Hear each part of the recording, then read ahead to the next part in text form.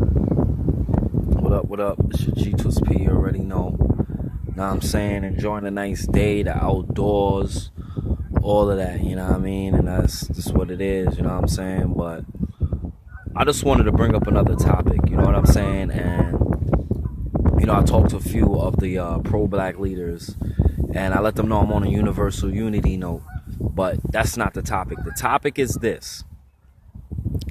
We complain about, you know what I'm saying, law enforcement and people who are in that realm. We complain about them killing and brutalizing us while we're unarmed. And it's wrong for that to be done. But I also stress black on black crime. A lot of black on black crime, it's usually individuals who are going after individuals who are unarmed. You see what I'm saying? Like, I was in a situation where I was attacked.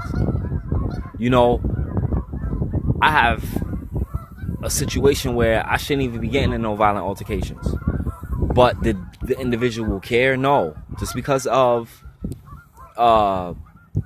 situations concerning individuals trying to bully me, and I wouldn't back down.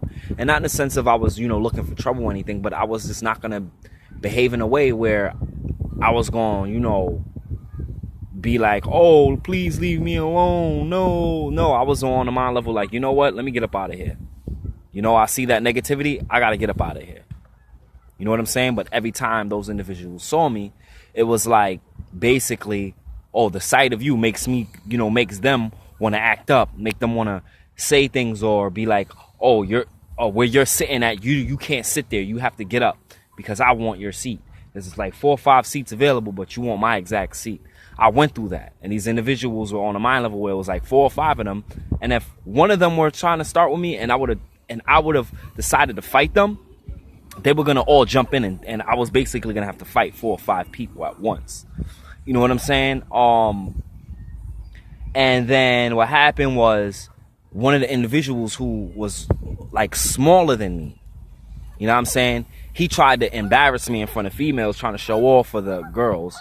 And I backed away. But when he tried to approach me again, I went into defense mode. And when he seen that I went into defense mode instead of walking away again, he got scared. But he didn't want them to see it, even though they did. So he started organizing to get people to come at me. And months later, because I was going to college at the time and everything, months later after I, got out of college because I didn't want to deal with that situation. Like I had to report it and everything to school safety, all of that. And I got out of college so I don't have to deal with that situation. And that same individual supposedly got his uncle or someone who's like an uncle to him to argue with me about these same situations. Basically, his uncle was trying to tell me to go back to the school. And basically, it was supposed to be a setup like, oh, go back. They're not going to bother you. But in all actuality, they felt like they weren't even with the fact that they was looking at it like they have to prove to everybody, all right, if we can't get him to back down, then we're going to beat the living daylights out of him. You know what I'm saying? We're going to jump him. All 5 of them were going to get me, but they couldn't get to me because I wasn't in the college no more. So they didn't have no one to watch me like that because I was always on the move now. So the uncle, he was someone who I thought was a friend, but he was all this time trying to use me for money, and also he was related to this individual that tried to come at me.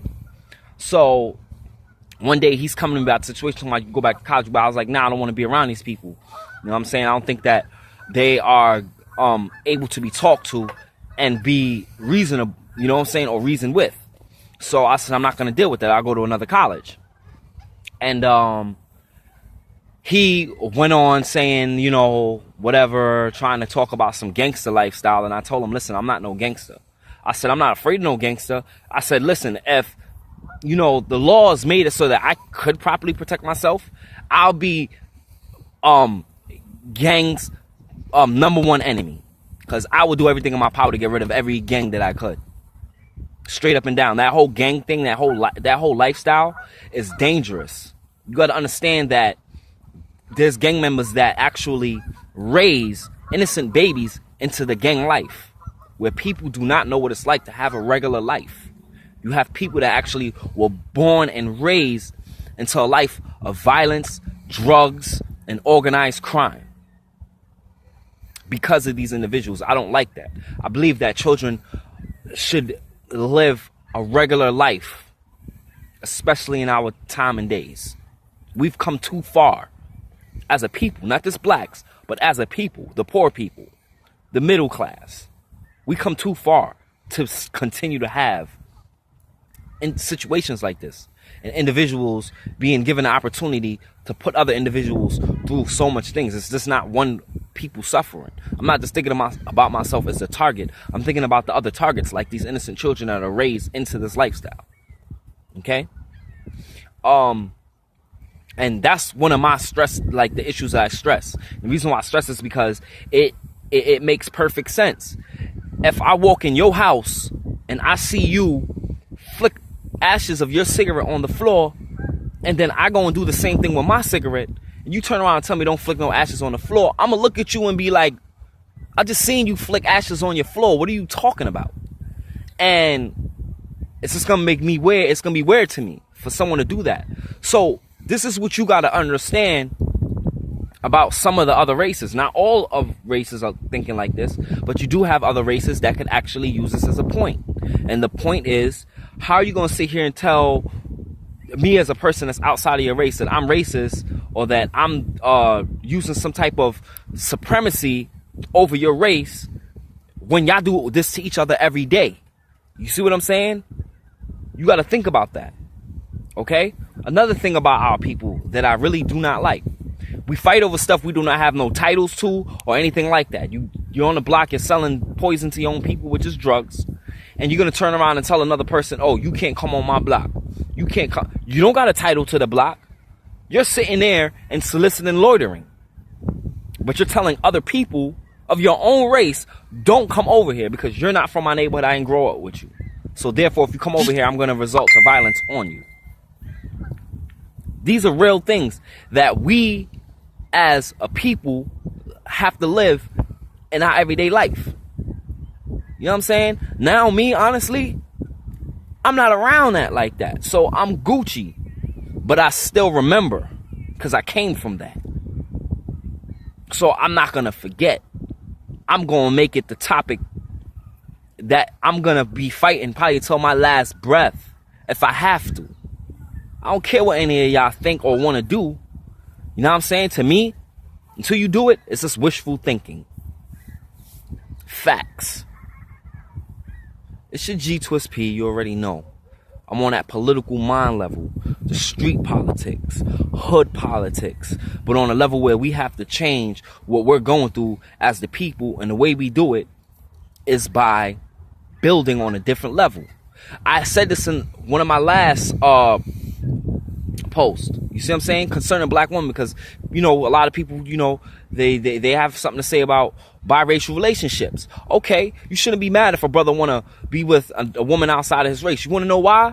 Because a lot of you women don't even want to be with an intelligent brother.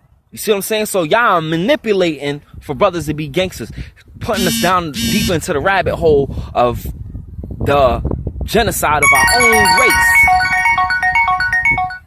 That ain't cool. Y'all doing it too. Y'all helping this movement of destruction, self-destruction, racial destruction. And it's not cool. But at the same time, I love my people. That's why I'm bringing this up. I'm not saying this or bringing this up to down y'all. I'm bringing this up so that y'all could take it in and make a change. Because I realize that there are people out there, you say something about something, they change it. You won't see it no more, even if they still doing it. They just not going, you ain't going to see it. But I don't want y'all to behave in a way where it's like, yo, well, you ain't going to see this type of lifestyle from us no more. You know what I'm saying? Instead, you know what I'm saying? You actually make a change. Make it be in your private life. Change your private life. Get that whole gangster mentality out of your mind. You know what I'm saying? That's Hollywood TV. That's hip-hop rap music. It's okay there. But don't bring it into our real lives. Let our kids and let our future have a chance. Okay? That's what I'm thinking about, and that's what I'm talking about, and that's what it be about. Holla, your G Twist P1.